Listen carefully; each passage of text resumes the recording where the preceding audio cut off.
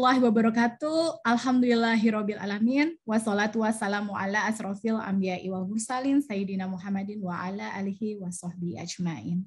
Rabbi syahri sodri wa yassirli amri wahlul uqdatam min lisani yafqahu qauli amma ba'du. Baik, terima kasih banyak. Pertama-tama mungkin marilah kita panjatkan syukur kita kehadirat Allah Subhanahu wa taala yang senantiasa sampai siang hari ini memberikan nikmat Islam, iman kepada kita semuanya, sehingga siang hari ini kita bisa kembali lagi berkumpul di kajian bulanan pengajian Al-Wiqayah. Nah, alhamdulillah ya, mungkin kita bersyukur juga kita masih diberikan kesehatan, tapi mungkin juga ada beberapa teman-teman kita, saudara kita yang saat ini juga diberikan ujian, mungkin ya sedang sakit. Mari kita bersama-sama mendoakan agar segera diberikan kesembuhan dan ujian sakit ini bisa menggugurkan dosa-dosa kita semuanya dan juga bisa meningkatkan derajat kita.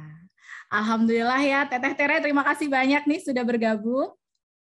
Mungkin kalau yang lahirnya angkatan saya gitu ya, atau sebelumnya, ini tahu banget nih perjalanan Teteh Tere sebelumnya ya. Masya Allah, alhamdulillah ya Teh, bisa diberikan hidayah sampai dengan saat ini, Masya Allah.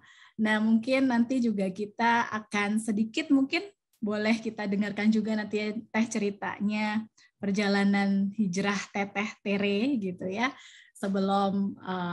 Sebelumnya seperti apa, kemudian nanti bagaimana perjalanannya sampai memilih Islam gitu ya. Oke, baik. Nah, ini sebelumnya Teh, alhamdulillah ya, mungkin saya ingin menyapa dulu nih kepada Ketua Pengajian Al-Wiqayah, sudah bergabung belum ya? Coba ya, ada Ibu Riris, kemudian ada Ibu Lin Permana, kemudian juga Ibu Riris Awaldi, ya, terima kasih, dan ibu-ibu Al-Wiqayah lainnya, terima kasih banyak sudah bergabung pada siang hari ini. Baik, kita mulai ya Teh perbincangan kita siang hari ini. Salah satu sebenarnya kenapa kita ingin sekali, mungkin ini juga sudah lama ya niat kita untuk mengundang Teteh, itu salah satunya adalah agar kita juga mendapatkan inspirasi, terus mendapatkan motivasi gitu ya dari kisah Teteh Tere juga gitu. Yang alhamdulillah mungkin sebelumnya kita tahu Teteh mendapatkan hidayah, akhirnya menjadi seorang muslim, dan alhamdulillah nih kalau saya lihat di sosial medianya gitu ya, sangat istiqomah gitu ya Teh ya, insya Allah dalam mendalami Islam gitu. Bahkan mungkin kita yang mungkin lahir langsung Islam gitu ya, kadang merasa malu gitu melihat begitu seriusnya Teteh gitu ya untuk terus belajar, terus mendalami agama Islam. Nah, siang hari ini Teh, ini kan juga alhamdulillah di bulan Rajab ini kita ketahui ada satu peristiwa penting ya, yaitu Isra Mi'raj gitu ya. Di mana peristiwa Isra Mi'raj ini merupakan peristiwa spiritual gitu ya yang dijalankan oleh Nabi Muhammad yang akhirnya mendapatkan perintah untuk kita umat muslim ini sholat wajib 5 waktu gitu. Nah, tapi sebelum nanti kita mengupas juga lebih jauh nih Teh, mungkin yang pertama kita ingin kupas dulu nih, ingin kita kulik gitu ya dari Teteh Tere adalah bagaimana sih sebenarnya Teh perjalanan Teteh gitu, perjalanan spiritual Teteh gitu ya, hingga akhirnya bisa memilih Islam gitu Teh. Mungkin nanti boleh diceritakan. Dan yang kedua nih Teh, mungkin untuk awalan, kemarin itu kan pada saat kita share teasernya Teteh gitu ya, itu kan di situ profilnya itu Teteh itu sebagai motivator hijrah dan juga public figure mukalaf gitu ya Teh ya. Nah itu sebenarnya tuh banyak yang penasaran nih, kenapa kok memilih mukalaf gitu, bukan mualaf? Ini nggak typo ya gitu, banyak tuh Teh yang menanyakan hal itu gitu kan. Nah ini juga akan menjadi sebuah tambahan ilmu juga buat kita. Sebenarnya mukalaf itu apa sih Teh, bedanya apa? Nah mungkin itu dulu Teh untuk membuka talk show kita siang hari ini. Silakan Teteh. Baik, a'udzubillahi minasyaitonirrajim. Bismillahirrahmanirrahim. Alhamdulillah Alhamdulillahilladzi bi ni'mati tatimmus sholihati wa ala umuri dunya waddin. Wassalatu wassalamun ala asrofil anbiya'i wal mursalin wa ala alihi wa sahbihi ajma'in. Amma ba'd. Asyhadu an la ilaha illallah wahdahu la syarika lah wa asyhadu anna Muhammadan abduhu wa rasuluhu la nabiyya ba'd. Raditu billahi rabba wa bil islami dina wa bi Muhammadin nabiyya. Rabbi shrah li sadri wa yassir li amri wahlul 'uqdatam min lisani yafqahu qawli. Ya, astagfirullahaladzim, astagfirullahaladzim, astagfirullahaladzim. Mohon maaf lahir batin semuanya, Masya Allah Bapak Ibu sekalian. Qadarullah, Allah izinkan saya di hari Jumat 16 Rajab ya, kalau nggak salah ya, 1443 Hijriah ini berada di tautan Zoom yang insya Allah dirahmati Allah. Qadarullah, bukan karena saya lebih baik ya, Kak Irma, bukan saya lebih pandai, bukan saya lebih faqih, tapi la haula wala quwata illa billah, ini semua tidak lepas dari karunia Allah Subhanahu wa taala. Insyaallah kesempatan ini Allah izinkan saya untuk berbagi pengalaman spiritual yang Allah izinkan dalam hidup saya, mengenal Allah, mengenal Nabiullah ya, Rasulullah sallallahu alaihi wasallam, dan mengenal dinullah ini. Masya Allah. Mudah-mudahan apapun yang saya share ini tidak lebih hanyalah untuk ibrah ya, insya Allah, untuk menjadi pengalaman yang bisa meningkatkan iman takwa kita semua. Dan lagi-lagi saya di sini kapasitasnya hanya berbagi ya. Mudah-mudahan Allah izinkan banyak hikmah yang bisa terekam dan bisa diambil dari peristiwa yang Allah izinkan dalam hidup saya ini. Ya. Insya Allah.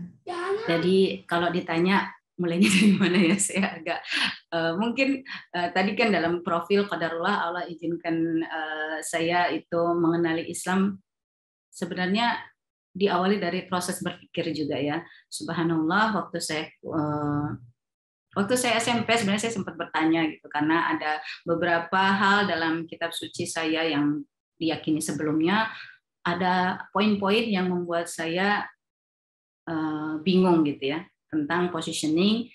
Waktu itu saya mengenalnya dengan sebutan Yesus ya, yang alhamdulillah setelah saya mengenal Al-Quran, saya mengenal beliau sebagai seorang utusan Allah ya, Nabi Isa alaihissalam, Nabi yang wajib kita pahami sebagai Nabi ke-24 sebelum Rasulullah Nabi Muhammad SAW. Nah, qadarullah waktu saya SMP itu di highlightnya, siapapun yang mempertanyakan entitas Allah yang dulu Allah ya sebutnya ya, entitas Tuhan lah gitu ya, kalau dulu mereka mengajarkannya seperti itu. Entitas Tuhan yang Trinitas itu tidak boleh dipertanyakan, makanya kalau dipertanyakan itu dianggap imannya belum bulat atau belum utuh, jadi dianggap kurang beriman, makanya saya nggak berani mempertanyakan lagi. Tapi qadarullah pada saat saya kuliah, alhamdulillah Allah izinkan saya berada dalam sebuah diskusi yang seru dengan salah seorang sobat saya, seorang akhwat yang qadarullah juga Allah izinkan dia adalah salah satu remaja masjid waktu itu, yang walaupun gaul tapi alhamdulillah Allah izinkan dari wasilah percakapan dengan teman saya ini, saya mulai curious ya, pengen tahu tentang Islam. Jadi waktu itu ngobrolin macam-macam. Saya dulu kuliah tahun 98 itu komunikasi jurusannya, dan kita ngobrolin mulai dari teori komunikasi sampai akhirnya membahas tentang alam semesta dan siapa sebenarnya the designer and the creator of this universe gitu. Dan dari situ ada sebuah singgungan ya, karena dulu didogmakan oleh keyakinan saya terdahulu, ya udah Tuhan Trinitas itu harus diyakini tanpa tapi gitu. Dan yang menarik waktu itu teman saya bilang Yesus juga ada lagi dalam ajaran Islam. Saya kaget, loh kok bukannya kamu nabinya Nabi Muhammad? Iya, Nabi Muhammad Nabi terakhir, sebelumnya ada Yesus, tapi kita menyebutnya Nabi Isa alaihissalam, dan Tuhannya itu satu, Allah gitu. Dan ya akhirnya karena penasaran itu saya mulai melakukan riset saya, dan alhamdulillah saya mempelajari beberapa buku yang mulai dari yang orientalis sampai alhamdulillah yang memang pendakwah gitu ya, dari Karen Armstrong sampai Syekh Ahmad Didat. Alhamdulillah saya baca. Terus ada juga buku seorang researcher ya, seorang saintis Kalau pernah tahu Profesor Maurice Bucaille yang menemukan kadar garam di salah satu mumi Firaun yang tenggelam di yang qadarullah itu ditengarai sebagai salah satu keajaiban dari Al-Qur'an ya, yang Allah Allah sisakan satu mumi Firaun itu untuk jadi pelajaran buat kita gitu ya. Dan pada saat itu akhirnya Profesor Maurice Bucaille yang dari Prancis itu, seorang arkeolog juga selain dokter, kemudian memilih untuk bersyahadat gitu. Dan dari situ semua rujukan buku-buku itu ternyata adalah Al-Qur'an, dan akhirnya saya dengan penasaran saya buka Al-Qur'an, dan qadarullah ada sejumlah ayat khususan yang saya ingat itu surat An-Nisa 157, 158, bahwasanya mereka juga bertanya-tanya siapa sebenarnya yang mereka salib gitu, dan Allah yang mengangkat Nabi Isa alaihissalam ke langit. Dan ayat 171-nya subhanallah itu kayak surat cinta dari Allah buat saya gitu ya, yang kurang lebih isinya bismillahirrahmanirrahim, wahai ahli kitab, janganlah kamu berlebih-lebihan dalam agamamu, sesungguhnya Nabi Isa putra Maryam itu adalah seorang rasul yang diberi istilahnya diperkuat dengan roh kudus ya. Rohul Kudus ini yang qadarullah ternyata setelah saya pelajari ini adalah nama panggilan dari malaikat Jibril alaihissalam. Dan poin yang saya highlight banget dari surat An-Nisa 171 itu adalah, dan jangan katakan Tuhan itu 3 gitu. Jadi kayak oke, this is the answer dari pertanyaan besar saya gitu ya selama hidup gitu. Dan memang nggak mudah untuk menerima kebenaran ya, karena kadang-kala kita sudah paham secara kognitif tapi afektifnya gitu ya dari urusan hati itu keras gitu ya. Makanya alhamdulillah Allah melunakkan hati saya, dan itulah arti mu'alaf sebenarnya ya, yang dilunakkan hatinya. Dan qadarullah sekitar setahun kemudian setelah saya sempat agnostik, Allah berikan kekuatan untuk saya menjemput hidayah, dan akhirnya Allah izinkan saya bersyahadat di Masjid Raya Pondok Indah waktu itu, ditemani sama teman saya itu di tahun 2000 bulan September, tepatnya pas di ulang tahun ke-21 usia saya waktu itu. Dan kalau ditanya kenapa sih kok mu'alaf, bukan mu'alaf tapi mukalaf. Nah, ini memang sebuah bagian dari ikhtiar dakwah saya, karena ya lagi-lagi banyak orang yang memahami mu'alaf tapi belum paham mukalaf, bahwasanya setiap orang yang sudah balik ya, berakal ya, dan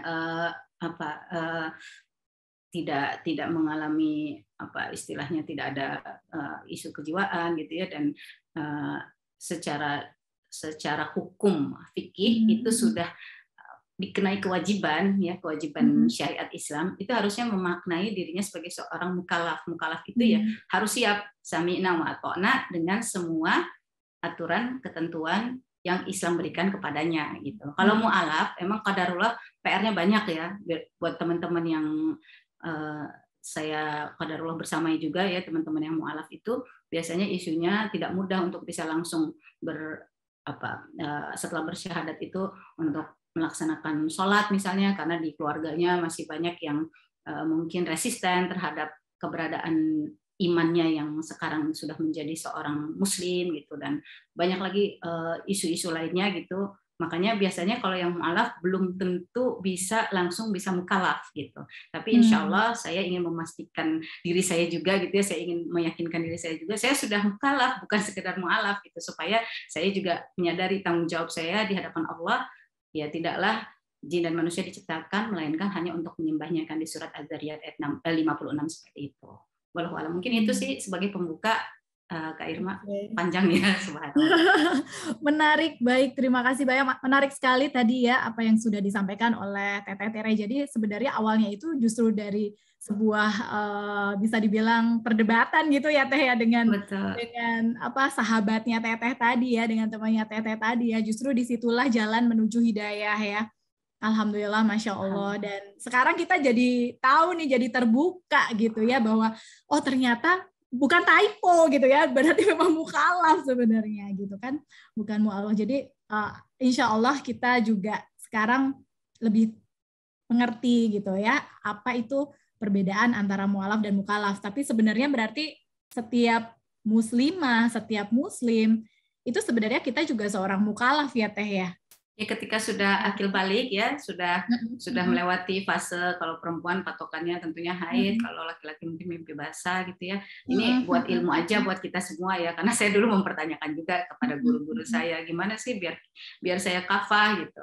Kamu bukan mu'alaf lagi, kamu harus jadi mukalaf. Mukalaf itu apa? Nah, alhamdulillah dari situ jadi akhirnya saya dapat ilmu, dan insya Allah ini bermanfaat buat teman-teman semua. Baik, terima kasih. Insya Allah kita memang mukalaf yang memang sudah diberikan tanggung jawab, sudah istilahnya ya tahu benar dan salah gitu ya Teh ya, dan itu menjadi tanggung jawab kita gitu atas ajaran ataupun syariah dari Islam ini ya Teh. Baik, terima kasih banyak Teh. Mungkin sebenarnya kalau saya sendiri sih masih ingin mengulik ya lebih lanjut tadi perjalanan hijrahnya Teteh. Tapi insya Allah nanti mungkin kita punya program lain gitu ya Teh, atau proyek lain insya Allah ke depannya gitu ya, untuk kita bisa berbincang lebih detail lagi terkait hal ini. Nah mungkin Teh kita kembali ke tema kita, yaitu dahsyatnya ibadah sholat gitu ya, karena juga berkaitan dengan Isra Mi'raj. Nah, kita juga ingin tahu nih Teh, mungkin dalam perjalanan spiritual Teteh, perjalanan hijrah Teteh, itu kan mungkin juga Teteh dihadapkan kepada perubahan gitu ya, perubahan bagaimana Teteh memandang ibadah wajib, yaitu ibadah sholat kita gitu Teh. Dulu mungkin sebelum Teteh mukalaf, itu bagaimana sih Teh memandang ibadah sholat gitu? Karena terus terang Teh, saya pun alhamdulillah ya diberikan jalan untuk bisa berhijrah ke bank syariah gitu. Sebelumnya kan saya juga di bank konvensional gitu. Nah ketika kita berbaur dengan teman-teman yang lain gitu ya, yang non muslim, itu terkadang pada saat kita melakukan ibadah sholat gitu ya, kita sering banget ditanya gitu ya, lu dikit-dikit sholat sih gitu ya, duhur sholat, nanti 2 jam kemudian, 3 jam kemudian sholat lagi gitu ya. Itu kan dulu begitu gitu cara memandang terkadang teman-teman non muslim kita gitu. Nah bagaimana nih Teh, kalau dari Teteh sendiri ada pergeseran nggak nih gitu dalam memandang, dalam memaknai ibadah sholat ini Teh? Silakan Teh. Ya Bismillah. Jadi memang semakin kita belajar, kita semakin merasa tidak tahu gitu ya, merasa bodoh gitu rasanya, ya Allah kok kayaknya banyak banget ilmu yang harus kita pelajarin gitu ya. La haula wala quwata illa billah. Jadi ternyata memang perintah sholat itu di satu sisi imperatif ya, perintah ya, tapi di sisi lain itu adalah bukti sayangnya Allah sebenarnya buat kita, buat Rasulullah SAW khususan, dan tentunya buat seluruh umatnya Rasulullah SAW.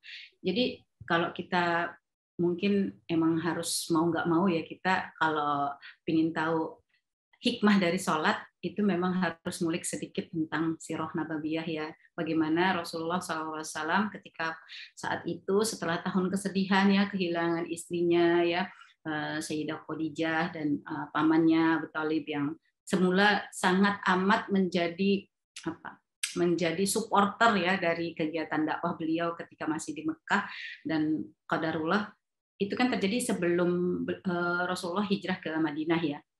Walaupun banyak perbedaan dari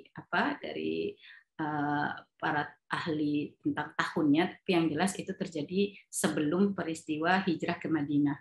Dan la haula wala quwata illa billah. Jadi sebenarnya salat fardu ya, karena pada Allah waktu itu kan yang di highlight adalah memang perintah salat fardu 5 waktu ya. Itu sesungguhnya memang hadiah gitu. Jadi jawaban dari Allah ketika Rasulullah bersedih, itu Allah kasih kalau kita kan biasanya kurang piknik gitu ya kalau lagi sedih gitu ya, kalau lagi galau, lagi apalah gitu ya. Healing kalau healing ya. Masya Allah. Jadi itu sebenarnya konsep healing yang Allah kasih buat Rasulullah ya, dan tentunya buat kita gitu ya. Bagaimana Rasulullah SAW kalau di surat Al-Isra ayat 1 itu kan dijelaskan bahwa Rasulullah diperjalankan di malam hari gitu, dari Masjidil Haram ke Masjidil Aqsa ya, yang backgroundnya ada di belakang saya ini ya, dengan menggunakan buraq, dengan ditemani oleh malaikat Jibril alaihissalam, dan saya yakin semua yang ada di sini insya Allah lebih paham lah dari saya ya bagaimana detailnya ya, bagaimana Rasulullah diperjalankan lewat sempat singgah juga ke Gunung Sinai ya di Mesir ya untuk diperlihatkan, terus sempat juga diperlihatkan kota Bethlehem tempatnya Nabi Isa, dan akhirnya sampai ke Masjidil Aqsa, dan di tembok buruk itu Rasulullah menambatkan hewan buruknya itu ya yang seperti kuda tapi warnanya putih dan lebih besar dari keledai tapi lebih kecil dari bagol ya, kurang lebih seperti itu. Dan itu yang sekarang jadi tembok ratapan ya teman-teman ya, yang sekarang diperebutkan sama Zionis Yahudi ya. Dan di Masjid Qubatus Sakhroh nih yang kubah emas ini Allah perjalankan. Kalau tadi Isra-nya, sekarang Mi'raj-nya ya, naik ke langit gitu, dan Masya Allah naik dari langit ke-1 ketemu dengan malaikat dengan Nabi Adam, terus sampai akhirnya ketemu dengan Nabi Ibrahim alaihissalam, dan akhirnya naik ke Sidratul Muntaha yang which is malaikat Jibril juga nggak bisa ikut tripnya gitu, saking benar-benar itu spesial gitu ya, eksklusif buat Rasulullah untuk bisa ngerasain nikmatnya tadi itu healing ya, yang Masya Allah akhirnya ketemu dengan Rob kita Masya Allah ya di Baitul Makmur, bercengkrama langsung gitu ya, walau alam lah untuk soal detailnya ya, karena banyak sekali diskusi tentang itu ya, tapi yang jelas dari situ akhirnya ada perintah dari Allah Subhanahu Wa Taala, perintah sholat yang sebenarnya itu semacam kayak kita tuh dikasih kalau kita dikasih gadget yang paling mutakhir itu kan kita kan kayaknya happy banget ya. Bayangin nggak sih kalau dikasih iPhone 13 gitu. Masya Allah dikasih iPhone 13 buat apa? Biar gampang komunikasinya sama Rob kita. Jadi sholat tuh seindah itu ternyata gitu. Teman, kadang-kala kita salah perspektif melihatnya sebagai hanya sekedar sebagai perintah gitu. Instead of tadi hadiah gitu. Bahwasanya ini sebenarnya hadiah gitu. Dan Masya Allah kasih kita hadiah 5 kali sambungan langsung ya, internasional ya, bukan internasional lagi, inter-universe gitu ya. Masya Allah ya, dari kita yang di bumi, yang kita yang penuh dengan kefanaan, bisa komunikasi langsung loh sama Allah, nggak mesti lewat medium apapun gitu. Allah kasih itu. Nah itulah yang sebenarnya harusnya jadi filosofi atau hakikat why kita harus menikmati sholat. Karena sholat itu hadiah. Kita dikasih iPhone 13 aja happy-nya nggak ketolongan. Ini sholat loh, lebih bagus, lebih keren ya, dan lebih canggih dari itu. Kita berbisik di langit, di tanah ya, di bumi, kedengeran sampai langit. Masya Allah, indah banget gitu. Dan kalau ingin tahu jawabannya Allah gitu ya, kalau kita ingin curhat sama Allah, kita dengan sholat, jawaban Allah tahunya dari mana? Dari kalam Allah, dari Al-Quran. Makanya itu indah banget sebenarnya kalau kita memahami sholat secara komprehensif. Jadi bukan instead of tadi itu kok sholat lagi. Ya gimana sih, kalau sayang kan pengennya kan ngobrol terus ya nggak? Gitu. Mungkin itu sih yang bisa saya share, Kak Irma. Baik, Masya Allah, Teteh. Jadi betul sekali ya. Jadi kalau kita memaknainya sebenarnya mungkin kadang kita memaknainya itu saking kita kerjain terus gitu ya. Khawatirnya lama-lama itu kayak only rituals. Ritual gitu, kayak sekedar menggugurkan kewajiban gitu ya. Ya, insya Allah semoga kita nggak seperti itu ya Teh ya. Tapi betul sekali kalau mungkin sekarang ini kan yang lagi ngetren adalah kita nyari healing gitu ya. Healing mungkin holiday lah, liburan gitu. Tapi sebenarnya healing yang sesungguhnya itu sholat. Ya kita sholat itu ya Teh ya, kita berkomunikasi, kita curhat gitu ya ke Allah, kita meminta apa yang kita inginkan gitu. Dan makanya kenapa diberikan 5 waktu, bahkan mungkin kalau kita mau menambah ada sholat-sholat sunnah yang lain, itu ya itu adalah wujud kasih sayang Allah gitu ya Teh, agar kita sering berkomunikasi gitu dengan Allah SWT. Masya Allah, indahnya Islam ya Teh. Betul banget. Nah, satu lagi Kak, sebelum saya lupa, astagfirullahaladzim, mohon maaf ya. Saya sering diingatkan sama guru saya, sholat itu tiang agama. Kenapa? Karena yang pertama dihisab nanti, ya, ketika kita sudah tidak lagi di dunia, adalah perkara sholat kita.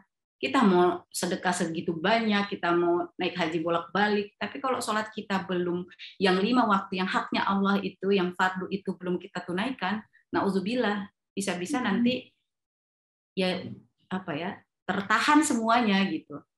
Padahal yang pertama kali dihisap itu sholat kita. Makanya kita dikasih privilege ya sebagai umatnya Rasulullah, dikasih privilege dihisap duluan karena itu gitu. Karena kamu udah menggunakan fasilitas yang sudah saya kasih nggak gitu, ibaratnya itu ya mungkin ya Mbak, secara analogis gitu ya. Udah dikasih gadget paling keren nggak dipakai gitu. Nah ini yang harusnya kita pahami bahwa sholat itu nggak main-main loh, bukan cuma sekedar kalau kita ada maunya aja. Ini satu, memastikan bahwa kita emang indeed hambanya Allah, dan kedua kita memahami bahwa ini adalah tiang agama. Kita nggak mungkin bisa memperkuat sendi-sendi agama kita yang lain kalau nggak dengan sholat dulu. Habis sholat baru tunaikan zakat kan gitu di Al-Quran selalu kan. Aqimus sholat dan zakat gitu ya. Selalu pokoknya sambungannya gitu. Habis sholat pasti orang diminta untuk tunaikan zakat karena itu sama kan kewajibannya gitu, dan kemudian melakukan amal baik dan selalu diiringi dengan kebaikan-kebaikan lainnya. Jadi dan memang di Al-Qur'an juga selalu dibilang bahwa memang menegakkan sholat itu nggak mudah gitu ya, kecuali bagi orang-orang yang khusyuk, dan khusyukan itu lagi dapatnya dari Allah. Makanya jadi kalau dibilangin sama guru-guru berat harus dikerjain. Namanya juga membangun tiang. Kalau tiang itu kan nggak bisa sekali langsung jadi gitu. Kalau nggak di istilahnya nggak ditancepin, bisa doyong nanti agamanya gitu. Mungkin itu sih Kak yang harus sama-sama kita saling kuatkan gitu ya. Wallahu a'lam. Masya Allah. Nah Teh tadi menyambung dari apa yang tadi telah disampaikan Teteh juga nih. Tapi terkadang ada ya beberapa orang gitu ya yang mungkin ya ini reminder juga ya buat saya pribadi gitu ya. Terkadang kita yang penting kan saya berbuat baik gitu. Padahal mungkin sholat kita itu masih bolong-bolong atau mungkin ya sampai nggak ngerjain sholat gitu ya Teh. Tapi kita berdalil bahwa yang penting kan saya berbuat baik gitu. Nah menurut Teteh sendiri gimana nih Teh? Mungkin bisa di-sharing atas pendapat-pendapat seperti ini Teh. Ya Bismillah. Ya kalau memang namanya dunia ini kan sebenarnya tempat ujian ya gitu. Tapi Allah nggak menjadikan kita di dunia ini main-main gitu ya. Makanya kan dibilang yang menciptakan hidup dan mati untuk menguji kamu siapa yang paling baik amalnya gitu kan ya, kalau di dalam surat Al-Mulk ayat 2 itu.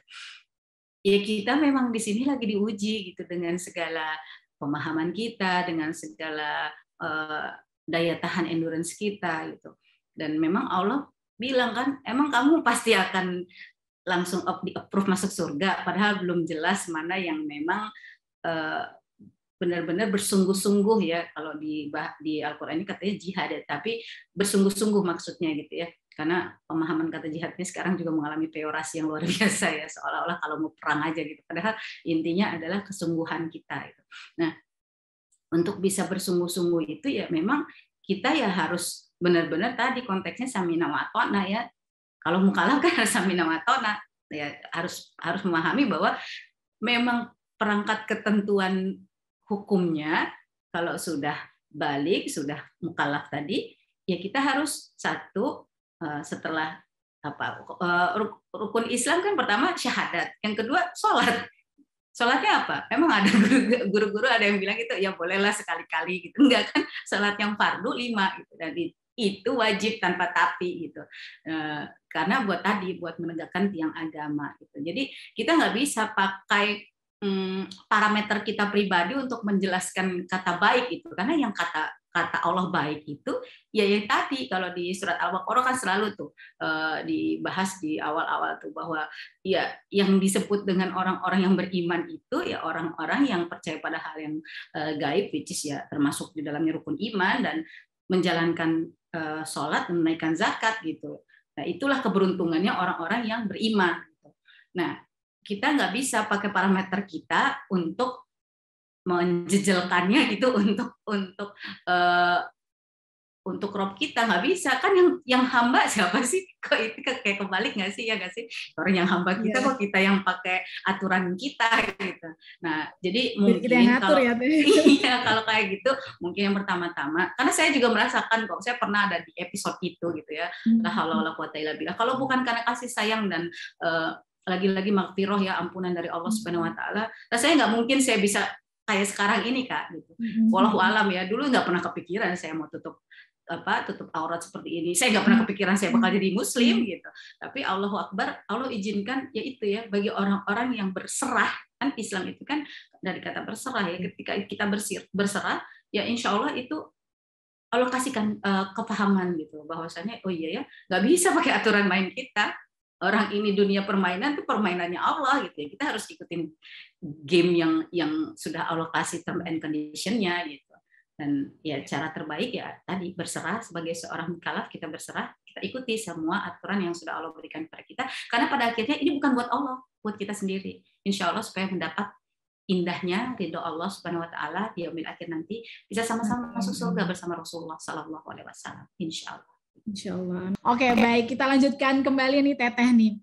Nah, kalau kita ngomong-ngomong tentang sholat nih ya, saya pribadi nih terkadang ya mungkin karena kita juga bekerja gitu ya Teh, atau kita mempunyai kesibukan yang lain gitu ya.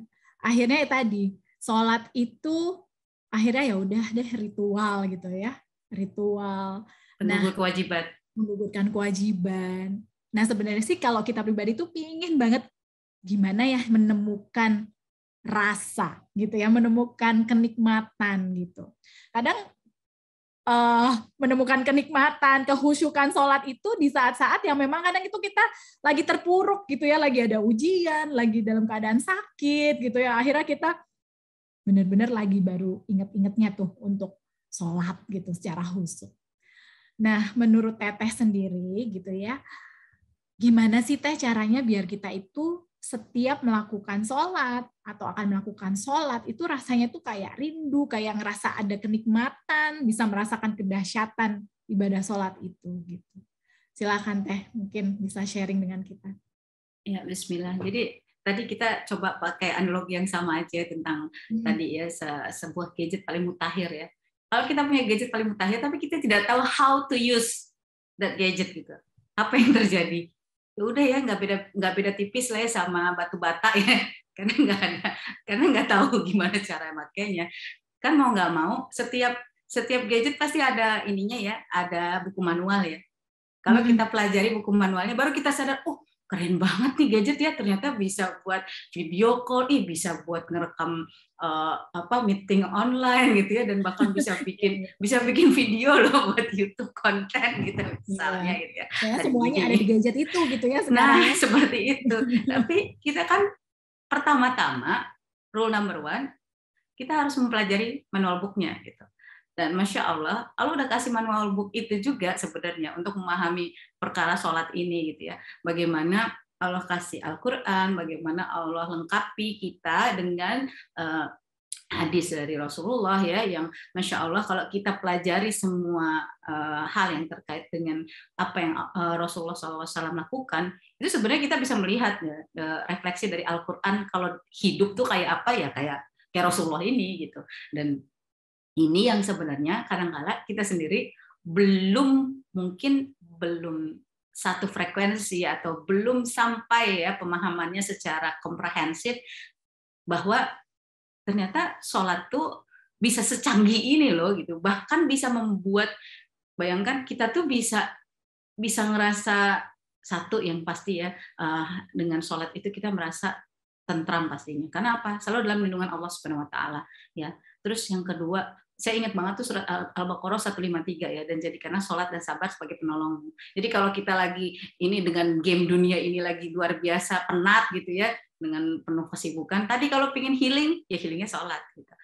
Dan satu hal lagi yang saya rasa banget ya, mungkin ini adalah next level ya, tapi insya Allah kalau kita sudah latihan, pertama-tama kalau ada panggilan sayang dari Allah, which is kalimat azan yang disenandungkan oleh muazin, itu kan sebenarnya kan kayak handphone bunyi gitu ya, ada ringtone-nya gitu ya. Ada ringtone-nya gitu iya, ya. kita mau angkat apa enggak? Apa ntar dulu lagi sibuk gitu ya. Padahal yang nelpon itu mungkin either suami atau istri atau orang tua kita yang benar-benar kita sayangi gitu ya. Yang padahal hanya untuk mengingatkan, nah udah ini belum, udah makan belum atau udah apapun lah gitu ya. Itu analogi sederhananya gitu ya.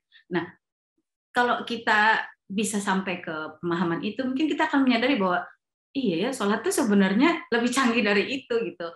Allah Subhanahu Wa Taala tuh manggil hamba-hambanya loh, yuk kita channeling dulu yuk gitu kan, supaya kamu punya kemampuan lagi nih untuk menghadapi dunia, ngecharge dulu supaya imannya nggak sampai lowbat gitu. Jadi itulah makanya indah banget kita dikasih 5 waktu eksklusif gitu. Dan Masya Allah kalau kita sudah paham betapa ternyata kenapa sih kok sunnah itu sangat amat direkomendasikan gitu ya. Karena memang Masya Allah, Allah itu menyukai orang-orang yang melakukan apa yang dilakukan oleh Rasulullah gitu. Dan yang saya suka banget itu dari kisah sholat sunnah fajar ya, sholat sebelum sholat wajib subuh gitu. Itu bahkan lebih dari seluruh dunia dan isinya gitu, kata Allah gitu ya, buat orang-orang yang menunaikannya gitu. Kita perlu apa lagi sih? Kita cuma perlu ridho Allah gitu. Dan Allah udah jamin kalau orang yang melakukan sholat sunnah fajar 2 rakaat sebelum subuh itu, Allah kasih keindahan nikmat yang lebih dari dunia dan seisinya gitu. Belum lagi sholat-sholat lainnya gitu ya, sholat rawatib, sholat duha, sholat witir ya, yang selalu Rasulullah ikhtiarkan itu, dan yang Masya Allah PR banget buat kita kebanyakan ya, sholat tahajud gitu ya, bagaimana habis tidur bangun lebih awal untuk bisa ngobrol langsung sama Allah di masa yang orang-orang kebanyakan tidur gitu. Itu kan berarti lagi-lagi hanya orang-orang yang mukhlis ya, orang-orang yang memang hamba Allah yang terpilih gitu. Dan itu sebenarnya adalah salah satu bentuk lagi-lagi kasih sayangnya Allah gitu. Jadi memang kalau kita memahami konteks besarnya ini semua karena apa? Ar-Rahman Ar-Rahim ya, sifat Allah tadi Masya Allah Asmaul Husna sudah didengungkan luar biasa ya, dengan segala sifat-sifat Allah yang Masya Allah kalau kita makin belajar tuh kayak ya Allah, kita tuh hamba yang kadang-kadang nggak tahu diri, astagfirullah gitu. Tapi Masya Allah tuh ngasih kita tetap udah nih ada cara kok untuk memperbaiki diri, sholat sunnah taubat ya, sholat tasbih, apapun lah yang pokoknya yang membuat kita tuh merasa ya Allah benar-benar ya selalu ada jawaban gitu kalau kita mau memanfaatkan gadget terbaik ini, sholat gitu. Masya Allah. Masya Allah, Masya Allah.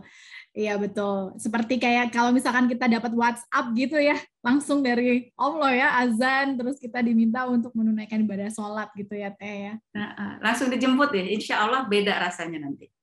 Insya Allah, Insya Allah. Nah Teh, mungkin ini pertanyaan terakhir dari saya, nanti sebelum kita ada sesi tanya jawab ya, insya Allah ini juga udah ada beberapa pertanyaan yang masuk melalui kolom chat atau japri ke saya juga, ini ada gitu ya Teh ya. Nah mungkin Teh melihat keistiqomahan Teteh nih gitu ya dalam mendalami ajaran agama Islam juga, mungkin boleh Teh diberikan tips juga kepada kita gitu Teh, gimana biar kita nih istiqomah gitu, biar ya semangatnya ini terus gitu ya untuk bisa kita terus memperdalam agama Islam, sholat atau ibadah yang lainnya. Silakan. Ya, Bismillah. Jadi yang namanya sholat itu memang harus apa ya? Ya kalau kata guru-guru tuh dipaksakan gitu ya, karena itu yang pertama-tama yang harus jadi concern kita. Nanti kita akan dihisap pertama-tama sholat kita gitu ya. Walaupun awalnya memang tadinya dari sesuatu yang sifatnya mungkin keterpaksaan ya, karena belum paham gitu, belum tahu gimana cara menggunakan tools yang keren dari Allah ini gitu ya. Tapi makin lama insya Allah kita akan makin dilembutkan hatinya untuk bisa memahami bahwasanya ya sholat ini emang hadiah buat kita gitu ya. Kalau kita udah bisa memanfaatkan hadiah ini dengan optimal, pasti lain deh rasanya gitu. Dan kalau ditanya gimana biar istiqomah, nah subhanallah, la haula wala quwata illa billah ya. Jadi lagi-lagi ini memang kita harus minta. Makanya kalau dulu guru-guru yang selalu diingetin itu, hati kita itu kan selalu bolak-balik. Yang punya hati siapa? Allah. Ya, jadi kita memang harus minta gitu ya. Salah satu doa yang selalu saya ikhtiarkan gitu ya dalam setiap sujud terakhir itu, yang tentunya teman-teman sudah tahu lah ya, muqallibal qulub tsabit qalbi ala dinik gitu ya, wa ta'atik gitu. Jadi insya Allah kita minta sama Allah gitu, karena nggak mungkin kita melakukan ini sendirian hanya dengan kekuasaan atau kekuatan kita gitu. Kita harus minta sama Allah, karena lagi-lagi prerogatif yang menentukan nanti siapa hamba-hamba terpilih yang Allah izinkan masuk surga itu kan ya ridhonya Allah gitu. Walaupun kita ahli ibadah, ahli tahajud, ahli apapun, tapi kalau Allah nggak ngasih ridhonya, selesai tetap. Nauzubillah. Kalau ingat ada kisah saya selalu bilangnya itu 3 calon ahli surga yang nauzubillah akhirnya harus ke neraka karena apa? Karena salah niat. Pasti teman-teman tahulah kisahnya, ada seorang ahli Quran, ada seorang ahli sedekah, dan ada seorang syuhada gitu ya. Ketika sudah dibangkitkan, yang pertama-tama dibangkitkan oleh mereka dan langsung berdiskusi langsung diangkat untuk bertemu dengan Rob kita gitu ya, dalam pengadilannya yang agung gitu. Malaikat bilang catatannya bagus semua ya Allah, ini bagus semua catatannya, yang ahli Quran rajin sekali baca Quran, yang syuhada masya Allah dia sudah melawan musuh sampai mengorbankan jiwanya, yang ahli sedekah masya Allah catatan sedekahnya luar biasa. Tapi kata Allah enggak, kadzabta, kamu berdusta, nauzubillah, dan itu tempatnya di kerak neraka karena kamu munafikun. Astagfirullahaladzim, ya serem banget teman-teman. Dan ini yang selalu saya ingat banget, bahwa nggak bisa apapun ibadah kita harus benar dulu niatnya lillahi ta'ala. Kalau niatnya ini insya Allah benar, pasti akan Allah mudahkan.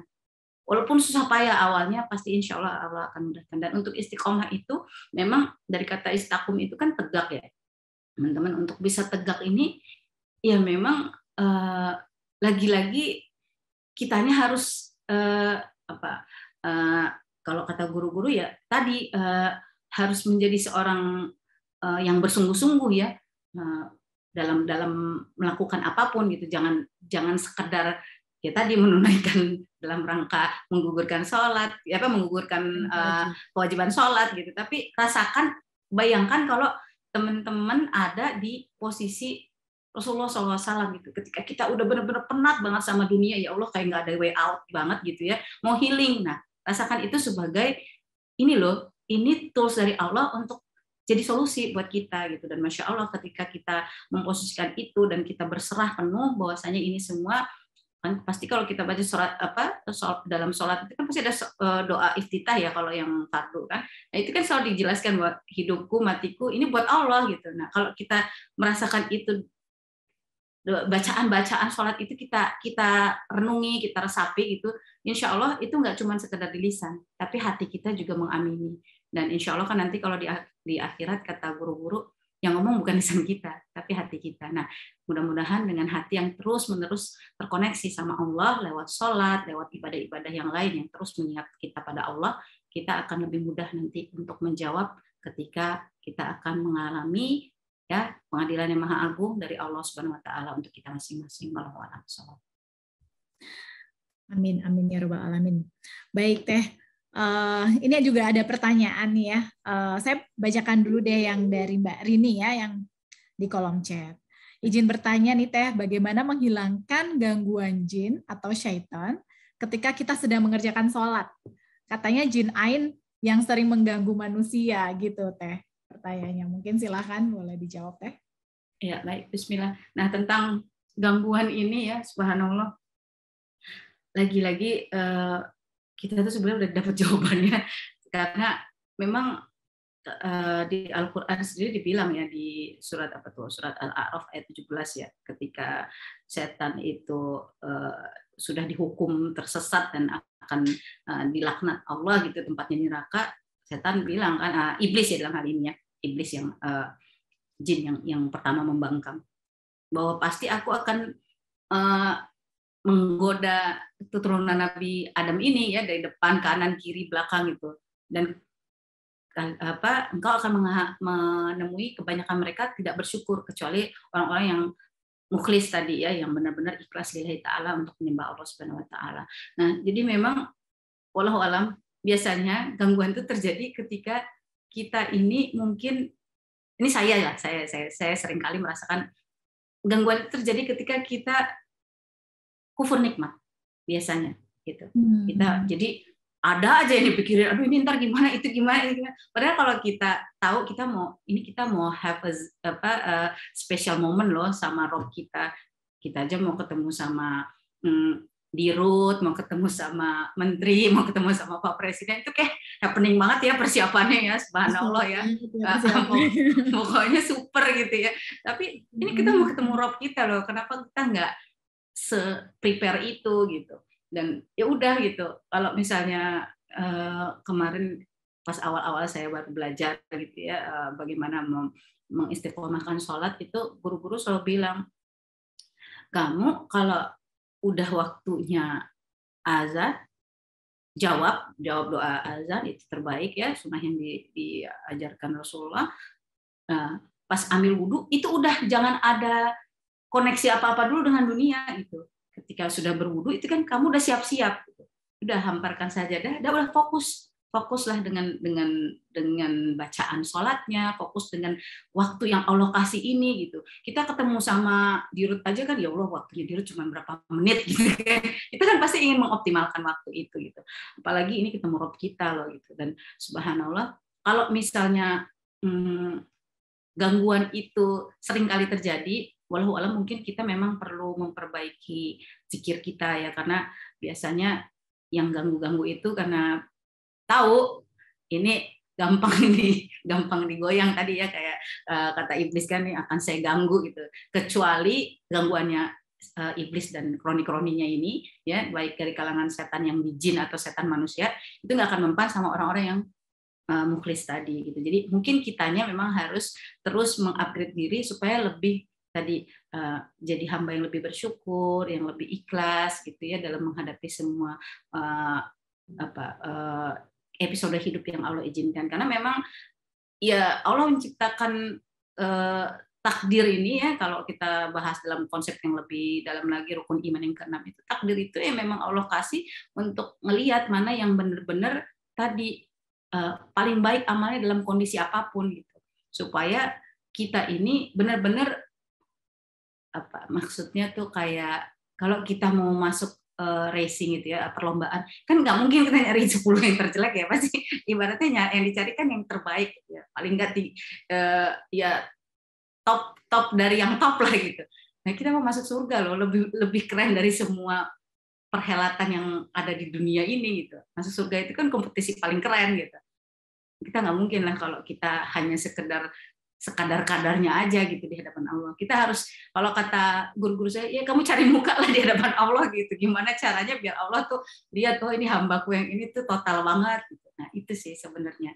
Semoga kita semakin kesini makin menyadari bahwa ya benar ya, karena kalau kita menyadari sholat ini adalah gift dari Allah, pasti kita akan mengoptimalkan itu, dan kita akan ngasih lihat gitu bahwa ya Allah ini keren banget ya Allah. Benar-benar kayak kita kalau dikasih hadiah sama orang tua kita, dikasih hadiah sama suami kita, dikasih gadget terkeren dari orang kita sayangi, pasti kan kita kan benar-benar dikasih cover, pokoknya dijagain ya, dipegangin, pokoknya dirawat benar-benar. Nah itulah seharusnya yang kita lakukan juga kepada iman kita, yang insya Allah akan semakin subur dengan ibadah sholat, insya Allah. Insya Allah, amin ya rabbal alamin. Jadi mengumpamakan dan apa ya, benar-benar dalam hati itu kita menempatkan sholat itu sebagai hadiah terindah gitu ya Teh ya. Sehingga kita benar-benar bisa memanfaatkan hadiah tersebut dengan sangat baik gitu ya Teh. Nah ini satu pertanyaan terakhir nih, tadi ada yang jawab ke saya nih Teh. Masya Allah. Ya mungkin kita juga tahu ya bahwa dalam Al-Quran pun disampaikan gitu ya, bahwa sholat itu kan untuk mencegah perbuatan keji dan mungkar gitu ya Teh ya. Betul. Tapi terkadang kenapa sih masih ada aja gitu ya orang sholat nih gitu, dan bahkan mungkin rajin nih sholatnya gitu, tapi kenapa masih juga didekatkan kepada perbuatan yang mungkar itu tadi Teh? Gimana nih Teh? Mungkin sharingnya silakan. Subhanallah ya. Bismillah. Jadi memang ini reminder lah ya buat kita semua ya. La haula wala quwata illa billah. Lagi-lagi kalau di surat Al-Maun kan selalu diingatkan ya, jangan sampai kita lalai, orang yang lalai dalam sholatnya ya. Kita sholat tapi ternyata sholat itu nggak memberikan barokah apapun buat kita gitu. Nauzubillah. Wallahu alam, kalau kata guru-guru biasanya yang itu orang rajin sholat tapi nauzubillah maksiatnya jalan terus, ada kemungkinan satu, niatnya itu bukan lillah gitu. Niatnya tadi hanya penggugur kewajiban gitu. Padahal kalau kita niatnya lillah, pasti kita akan selalu merasa diawasi ya. Kan Allah Maha mengawasi ya. Allah bahkan menitipkan malaikat raqib dan atid untuk mencatat. Kita mau dapatnya catatan sijin apa iliin, nauzubillah, jangan sampai sijin gitu ya, jangan sampai catatan amal buruk. Nah, kalau kita benar-benar memahami bahwasanya sholat ini bukan perkara main-main gitu, pasti insya Allah habis sholat itu kita kepikiran untuk membenahi diri gitu, kata guru-guru gitu. Jadi kalau misalnya sholat kamu cuman habis itu udah gitu ya, lewat aja, nah itu kamu harus koreksi diri gitu. Makanya kita diminta, kalau dari catatan-catatan para salafus soleh ya, biasanya kayak Umar bin Khattab radhiyallahu anhu itu selalu mengingatkan, hisaplah dirimu sebelum kau dihisap. Makanya tiap malam sangat dianjurkan tuh kita muhasabah gitu ya, atau paling enggak kontemplasi lah sebelum tidur gitu, ngapain aja hari ini ya, kenapa ya kok sholat hari ini kok kayaknya hambar-hambar aja, waduh, jangan-jangan apa saya makan yang salah ya, apa saya ngelihat sesuatu yang nggak disukai Allah ya, apa saya mungkin dengerin sesuatu yang begibah, nauzubillah gitu. Jadi mungkin ada hal-hal yang membuat kita jadi kehilangan sensitivitas dalam melakukan amal baik gitu. Kan nggak mungkin orang habis sholat terus habis itu dia bunuh orang, nauzubillah gitu. Harusnya kan nggak bisa gitu. Tapi kalau sampai kejadian, apa yang menyebabkan itu gitu. Nah, itu harusnya kita benar-benar punya kemampuan untuk istilahnya kita harus punya subconscious yang baik untuk bisa menganalisa gitu. Nggak mungkin orang yang ahli sholat itu jadi ahli maksiat. Itu premis awalnya gitu. Jadi kalau sampai terjadi ada yang anomali seperti itu, wallahu alam, niatnya itu, bab niat itu yang sangat harus kita pahami. Jangan sampai kita dibangkitkan Allah bukan sebagai ahli sholat, tapi nauzubillah ya, jadi ahli maksiat karena tadi niat yang salah dan tergolong munafikun ya. Kalau di surat An-Nisa 145 itu ngeri banget. Tempatnya di kerak neraka, nauzubillah. Jangan sampai. Itu peringatan buat saya sendiri. Jazakillah khair lo mengingatkan, Masya Allah. Ya, jazakillah juga Teh. Ini juga merupakan reminder juga ya buat kita semua ya Teh. Semoga benar-benar kita dijauhkan lah ya dari semua perbuatan keji dan mungkar, dan kita selalu diberikan rahmat gitu ya oleh Allah Subhanahu wa taala. Baik Teh, mungkin karena waktu juga nih ya yang membatasi kita nih Teh, mungkin sebelum kita tutup nih ya untuk kesempatan kita siang hari ini, silakan Teh kalau mau menyampaikan mungkin closing statement, mungkin boleh dilanjutkan sekalian dengan doa kali ya Teh ya, dari Teteh. Boleh? Ya, bismillahirrahmanirrahim. Ya, ibu-ibu sekalian, bapak-bapak sekalian ya, semua yang dirahmati Allah di majelis Al-Kanzum ini, la haula wala quwata illa billah. Kita ini sebenarnya hanyalah makhluk yang fana ya, tapi Allah izinkan ditiupkan ruh ya darinya untuk kita, untuk bisa melaksanakan apa yang seharusnya menjadi kewajiban kita ya, hamba terbaik itu. Contoh terbaiknya sudah Allah berikan pada kita, uswatun hasanah kita Rasulullah Sallallahu Alaihi Wasallam. Ini bulan Rajab, bulan yang mulia, salah satu dari 4 bulan haram yang Allah ingatkan kepada kita ya, untuk terus lakukan kebaikan karena semuanya nanti akan digandakan oleh Allah Subhanahu Wa Taala. Mari sama-sama kita memperbaiki diri karena kita memang hakikatnya insan yang tak lepas dari segala kealfaan ya, dari segala kesalahan, kekhilafan. Tapi Allah itu maha luas ampunannya. Ya Ghafurur Rahim. Allah yang maha pengampun, yang maha penyayang. Mari kita bersegera pada ampunannya, terus perbaiki diri, memperbaiki diri dengan segala apa yang mungkin kita lakukan gitu. Karena kata guru-guru, kalau ingin merasakan nikmatnya kasih sayang Allah, kita yang bertaubat jangan taubat 1 kali aja, enggak. Terus lakukan, tutup dengan semua amal baik. Insya Allah, Allah yang akan menutupi semua aib-aib kita, Allah yang akan meninggikan derajat kita, dan Allah akan memperkuat iman kita. Mungkin kita bisa sama-sama kita mengangkat tangan, memohon pada hari Jumat yang barokah ini, insya Allah di bulan Rajab ini. Mari kita mengangkat tangan kita mohon kepada Allah Subhanahu wa taala agar menguatkan kita untuk terus berjuang selama usia kita masih ada, agar kita bisa terus menjadi orang-orang yang bertawakal, yang terus bertakwa kepada Allah Subhanahu wa taala. Kita sama-sama juga mengikhtiarkan diri untuk menjadi pribadi-pribadi yang bersungguh-sungguh dalam upaya lebih dekat lagi dengan Allah Subhanahu wa taala. Ila hadratin Nabi Mustafa sallallahu alaihi wasallam. Al-Fatihah. A'udzubillahi minasyaitonir rajim. Bismillahirrahmanirrahim. Alhamdulillahirabbil alamin. Arrahmanir rahim. Maliki yaumiddin. Iyyaka na'budu wa iyyaka nasta'in. Ihdinas siratal mustaqim. Siratal ladzina an'amta 'alaihim ghairil maghdubi 'alaihim waladdallin. Amin. Bismillahirrahmanirrahim. Ya Allah, ya Rabbi, ya Ghafurur Rahim. Allahumma sholli ala sayyidina Muhammad wa ala ali sayyidina Muhammad. Ya Rabb, kami hanyalah makhluk-makhluk yang jauh dari sempurna, ya Allah. Tanpa kasih sayang-Mu, kami hanyalah debu yang bertebarangan. Tanpa kasih sayang-Mu, kami hanyalah seonggok daging yang tanpa makna.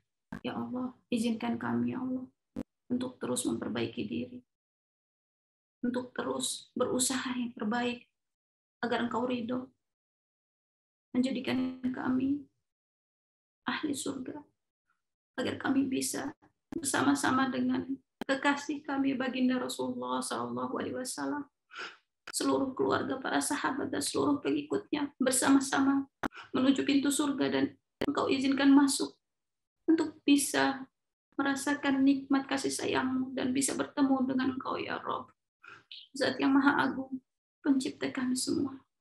Ya Allah, jika di bulan Rajab ini masih banyak hal-hal yang kami belum optimal lakukan, ya Allah, hanya Engkaulah kekuatan kami. Kuatkan kami, ya Allah, untuk bisa menghadapi ujian-ujian hidup kami ini dengan terus berserah kepadamu. Buat mereka yang saat ini Engkau berikan nikmat sakit, ya Allah, berikanlah kekuatan untuk bisa melaluinya dengan penuh keikhlasan. Dan buat orang-orang yang saat ini sedang tertimpa musibah, ya Allah, yang kami kenal, ya Allah, izinkan, ya Allah, berikan mereka kekuatan untuk bisa menghadapinya. Karena setiap kesulitan pasti ada kemudahan. Demikianlah janji-Mu pada kami, ya Allah. Ya Allah, kami hanyalah makhluk lemah. Tiada daya upaya tanpa pertolongan-Mu. Hasbunallah wa ni'mal wakil. Ni'mal maula wa ni'man nasir. Izinkan kami mempersiapkan diri, ya Allah, dengan segala keterbatasan kami menuju bulan Ramadan yang mulia, ya Allah. Izinkan kami merasakan indahnya frekuensi yang Kau berikan kepada hamba-hamba-Mu yang muklis. Izinkan kami merasakan indahnya malam Qadar, indahnya berserah hanya kepadamu, dan indahnya sholat hanya untuk-Mu, ya Allah. Rabbana la tuzigh qulubana ba'da idh hadaitana wa hab lana min ladunka rahmah innaka antal wahhab. Rabbana atina fid dunya hasanah wa fil akhirati hasanah wa qina adzabannar. Subhana rabbika rabbil izzati amma yasifun. Wassalamun alal mursalin. Alhamdulillahirabbil alamin. Amin amin ya rabbal alamin. Amin amin ya rabbal alamin. Assalamualaikum warahmatullahi wabarakatuh. Mohon maaf lahir batin atas segala keterbatasan. Semoga apapun yang saya sampaikan, segala bentuk kebaikan bisa bermanfaat menjadi pelajaran buat kita semua, dan mohon dimaafkan segala kesalahan. Jazakumullah khair sebelumnya.